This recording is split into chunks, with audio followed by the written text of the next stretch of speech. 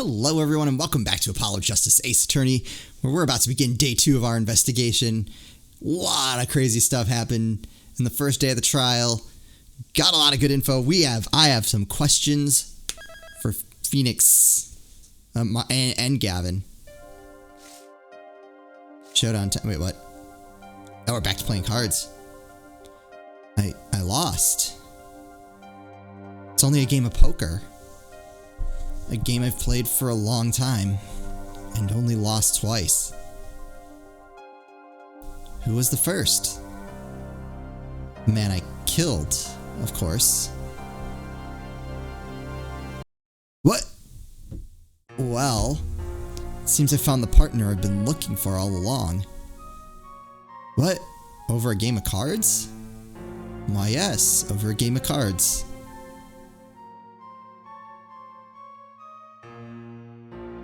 That was how we first met. 7 years ago. 7 years earlier, Phoenix Wright's final trial. Are we doing this?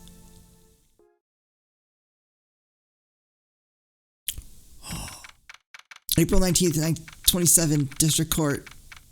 Defendant Lobby 2. Okay. It's been a long time since I felt like such a rookie. Gotta try and relax. Good morning, Mr. Enigma. I'm sorry to have sprung this on you so suddenly. I received the files from your previous attorney only yesterday. Honestly, I'm not entirely sure I'm prepared. I understand I'm asking the impossible of you. Yes, well, you haven't really told me what happened yet. All we did was play cards, and that was enough. Actually, it wasn't. Trust me. Oh, morning, Daddy. I'm so glad you came. You okay, Daddy? They picking on you? I'm fine, as always. This old boy is here to help after all. It's a young man to you. Good morning. That's a cute outfit you have on. Thanks, my first show's today after all. Oh, I'm sure it is. What the heck is she talking about? Oh, old boy. Huh? Me? Look what he started. Oh, that's her. Here. What's this? Seems fate's clock will make me wait a little longer. At least only less than 10 swift minutes remain. To all those who have supported me in my life's work, I give thanks. Farewell. I don't know, I just got it over there in the hall. They told me to give it to the old boy in the blue suit with the spiky hair. What? They said it was really important. What's this? A memo for you or some such? Not from the looks of it. What is this? Looks like a page from someone's diary. I'll give it a read later.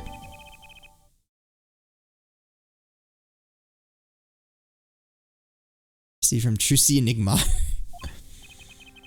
Well, how do you feel about the trial today? We'll get through it, somehow. Incidentally, the prosecutor today is a new guy here. An easy one then, yes. They're calling him a true thoroughbred in the history of the prosecutor's office. Of course, there's one of those every year. The switching of attorneys just before the trial. I know it is a difficult situation I put you in, but allow me to say one thing, Mr. Wright. Yes, they will not be able to pronounce me guilty today. So do your best, but do not worry. First time a defendant's ever given me a pep speech. I'll do what I can. I see you do not understand. You see, it would be impossible for them to declare a verdict.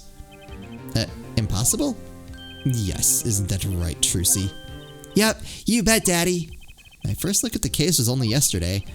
The information I was given was a tad bit lacking, to be honest. Still, I'll do what I can, for their sake. I believe the curtains will now be lifting any time now. I'm in your capable hands, Mr. Wright. My client is Shady Enigma. Wait. Known to the world as Zach Gumari. wildly popular magician, star of Troupe Grimari. His mentor, Magnifique Grimari, was a rare breed of magician. He single-handedly ushered in a golden age of stage magic until he was shot dead. And Zach Grimari is the suspect. Okay, so we're gonna see how this plays out.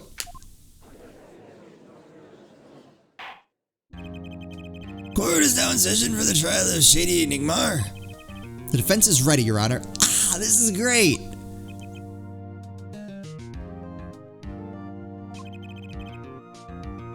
Is the prosecution ready? I was just thinking, is this what all the fuss is about? A bit of a buzzkill, really.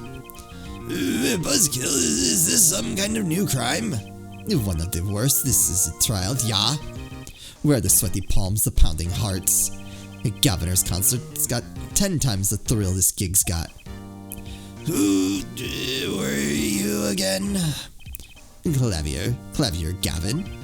I came to get the party started, legally, yeah. Gavin, defense attorney Christoph Gavins. Ah, figures my bro's more famous in this part of town. Clavier Gavin, lead singer for the mega hit band The Gaviners. You're out of your league, rock boy. I know what you're thinking. You're out of your league, rock boy. It's true, my debut single, 13 Years Hard Time for Love, went to platinum overnight. But that's just a hobby to me compared to this, yeah? Talkative, aren't ya? I like your affected Euro rock accent, by the way. I'm just getting warmed up. Attorney Wright. Perhaps you'd be so kind as to fill us in on this case? Yuck tongue, baby. Time to call on the opening act. What was his name again? Ah, yes, Detective Gumshoe. Hit it. Oh, this is great. Oh, we get Gumshoe. And you are? Hey, you were the one who called me up here, sir. Name's Dick Gumshoe. I'm a homicide detective down at the precinct. Detective Gumshoe. Long time no see. Hey, you. Huh? Me? Today's the day, pal. Today I win and you lose. I got confidence in my testimony today, see? What? You normally lack confidence in your testimony? Air detective, this is my stage. Can the antics. Huh? All this AUing and such. I could care less about your history together. Ugh. Very well, Detective Gumshoe, if you would. Please tell us about the case at hand. It happened 6 days back, in a room at the General Hospital. Okay. The facts are as simple as they come. Here's the crime scene. The victim was a patient, asleep in a hospital bed. The killer comes in, puts the pistol to his forehead, and bam, lights out. Them's the facts. Oh. Not so long ago, the victim, Magnifique Grimari, was a famous man. He had the entire country under his magical spell, as it were. Ah, yes, the great magician. He retired years ago, though. Say the name Magnifique to one of my generation, and you'd be lucky to get the blank stare. Yes, though I'm sure the youngsters today know his disciples even better. I dare say Troupe Grimari has made quite a name for themselves. Anyhow, the retired Magnifique's been in the hospital for the last year. What was it? A malignant tutor something. Doing something to his liver, I think. Yeah. A malignant tumor, perhaps. In other words, he had the liver cancer. He had only 3 months to live, in fact. Alright, so this is already suspect. The facts do seem simple enough, but something's not right. The victim was already climbing a 3-month stairway to heaven. Why not wait for him to knock on heaven's door? Why shoot him? I wouldn't have put it quite so lyrically, but it's true. Why make the effort to commit murder when the victim was about to die? Incidentally, the victim had a serious case of diabetes. Diabetes? In fact, he was about to shoot up with insulin when he was shot with a pistol. The syringe was found at the crime scene. Chronic diabetes and cancer. As much as it pains me to say it, the victim was clearly at the end of his life. Okay. I believe the question before us is clear then. Why did the killer have to shoot this dying man? What reason could he have had? Very well, Detective. Perhaps you can enlighten us as to the circumstances of the shooting. Yes, sir. This is weird. Actually, the victim kinda ordered the defendant to do him in.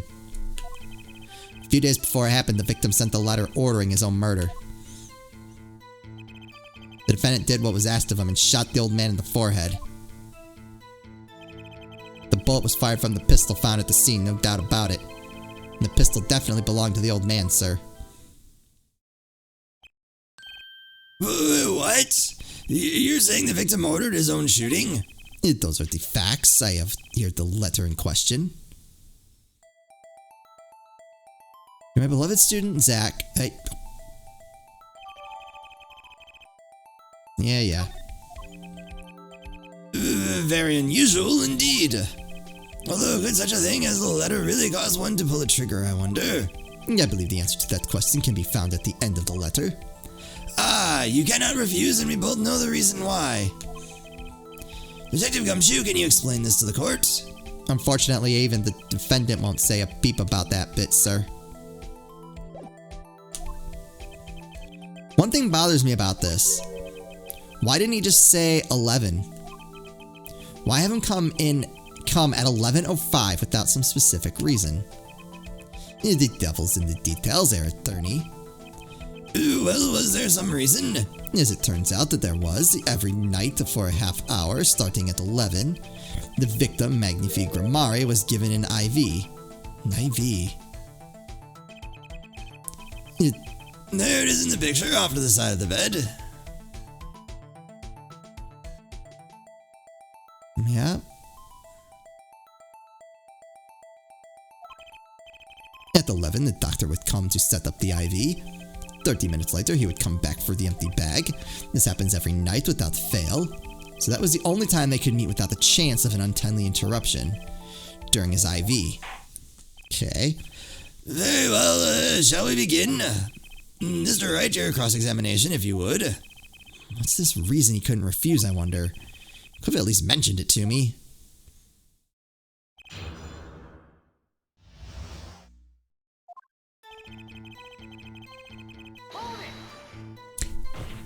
This is so great. Just because he got the letter doesn't mean he went through with it. Oh, I disagree. The victim was indeed shot in the forehead after all, just as he had commanded. Could be a setup. Well, let's not be in such a hurry. Maybe we should let the witness talk for a change. Thanks, pal. Yeah, fine, I can play it as slow as well as I can play it fast. On with the testimony, Detective Gumshoe.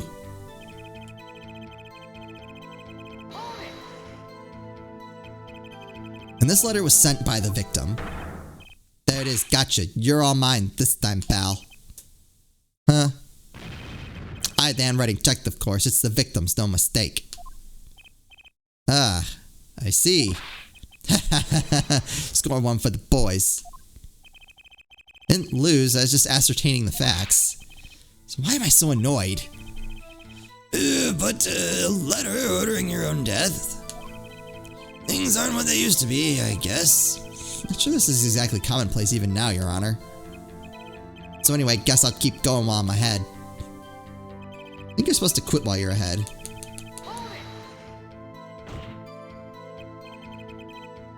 How can you be so sure? Hey, you gotta learn to stop relying on people to do your thinking for you, pal. Learn to think for yourself. Get that noggin cranking. You failed to grasp the concept of questioning, Detective. First, we got this letter. It says shoot in the forehead, loud and clear. I can see that, but I still wouldn't do it.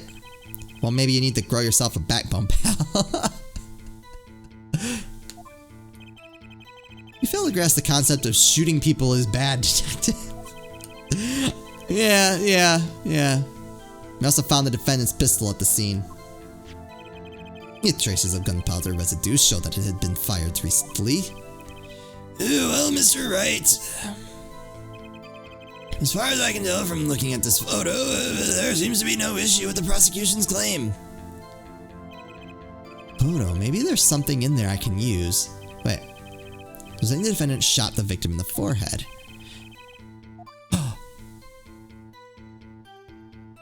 I see it.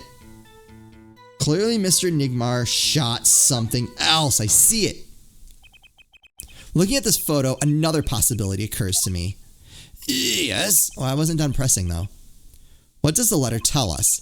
That the defendant had a reason he couldn't refuse his teacher's wishes. Bingo, pal. That's why the defendant popped the one in the forehead. Oh, the defense disagrees. You see, the defendant had another choice he could make. What, then you can prove that with this photo? I can prove he had a choice, yes. The defendant might have fired like he was ordered, but he didn't shoot the victim's forehead. Well, let's hear what you're thinking, Mr. Wright. If he didn't shoot the victim's forehead, what did the defendant shoot? Bam.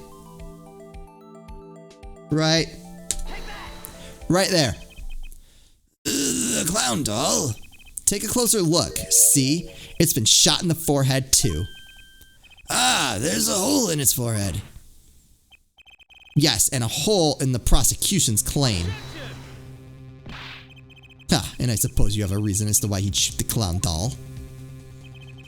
He didn't just shoot the doll, he shot the doll's forehead. His forehead? Ah. Let's read the orders once more, shall we? You will shoot one shot square in the forehead. Which is exactly what he did. He shot the clown doll square in the forehead. The defense has raised an intriguing possibility. That hole in the clown's forehead definitely looks like it was shot. Bailiff, send someone to investigate this matter. What? I admit I am impressed, but I expected nothing less. Still, this doesn't mean he didn't shoot the victim. Perhaps he did have to shoot a forehead as ordered, but the letter says nothing about whose forehead. This was the only way he had to follow his orders without taking a life. The bullet hole in the clown doll's forehead does demand an explanation. It might very well be a clue, yet Prosecutor Gavin is right. It alone does not prove the defendant's innocence. You cannot say for sure the defendant didn't shoot the victim. I'm so sorry, Mr. Wright. How sad it is to see the mighty fall. How sad it is to see the novice's overconfidence. You didn't realize just how big this little hole is going to get. Detective Gumshoe, please take this newfound fact into account as you continue your testimony.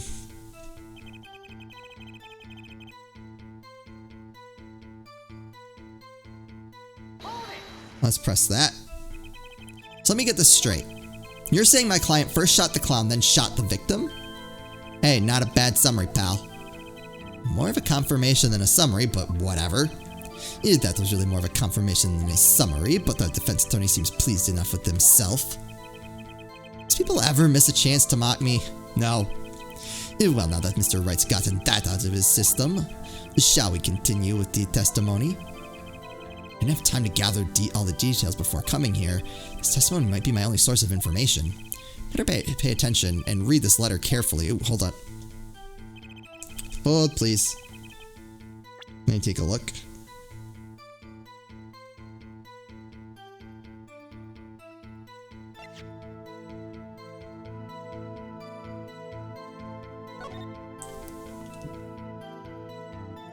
My beloved student, Zach, to you I entrust the task of lowering my life's curtain.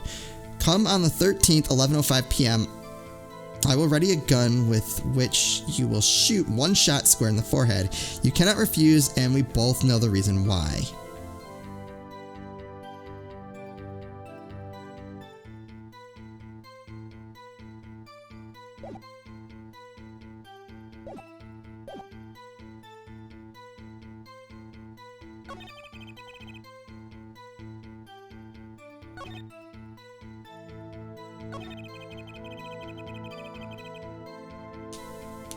Press that, because we didn't make it that far.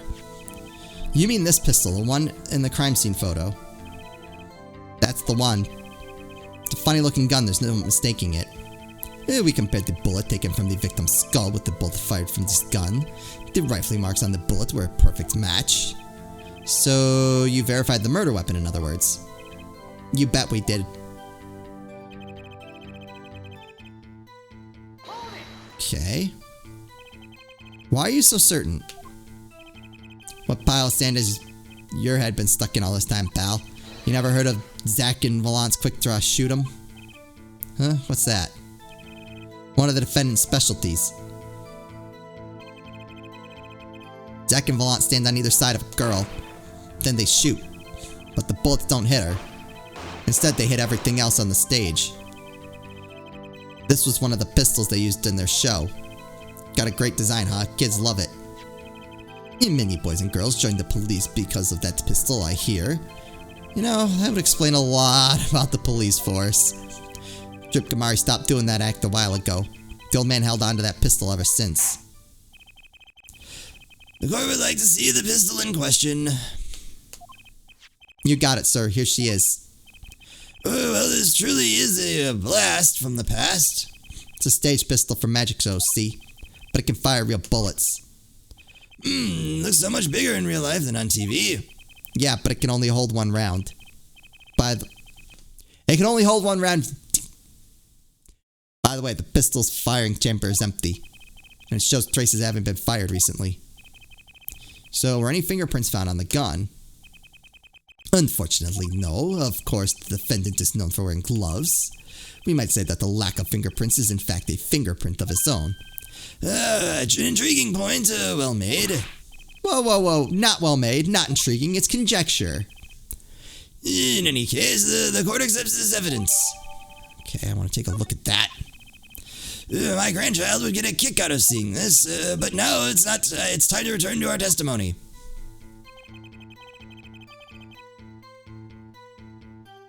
Alright, can I... Oh! No, I know what I want to do. Well, alright, I want to take a look at this.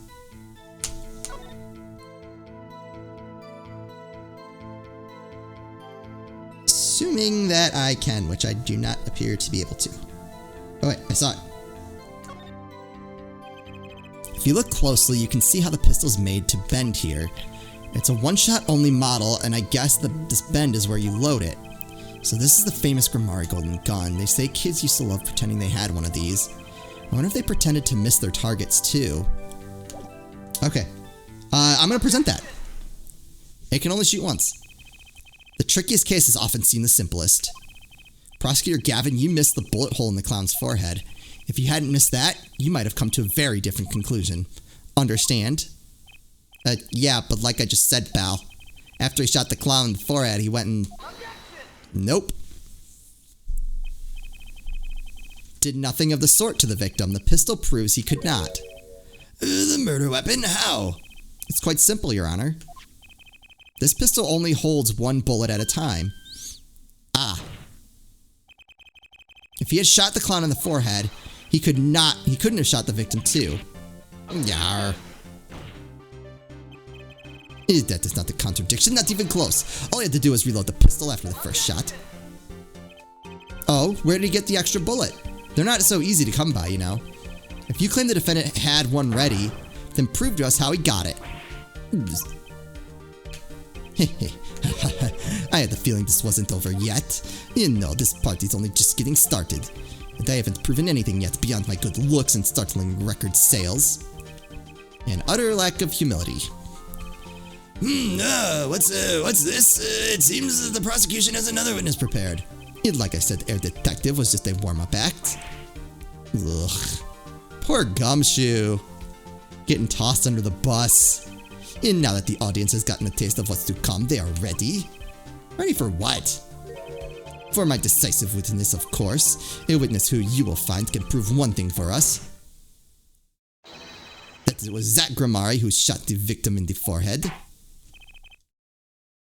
Very well, we will pause for a 15-minute recess. This might be my lucky break. I'll need that 15 minutes to talk to my client, Zack. Court is adjourned. Ooh, I like that we're getting these. Oh, is it gonna flip back now? Okay, we're gonna pause it here. I like that. I mean, these are kind of like perfect episode-sized little chunks. I wonder if it's gonna flip back and we're gonna go back and forth. That would be cool. That's the only reason I could think of that we're getting this save, but we will see. Either way, I'm really excited. That was neat. I was not expecting that. Everything about this has been great so far. As always, thank you all so much for watching, and I'll see you next time.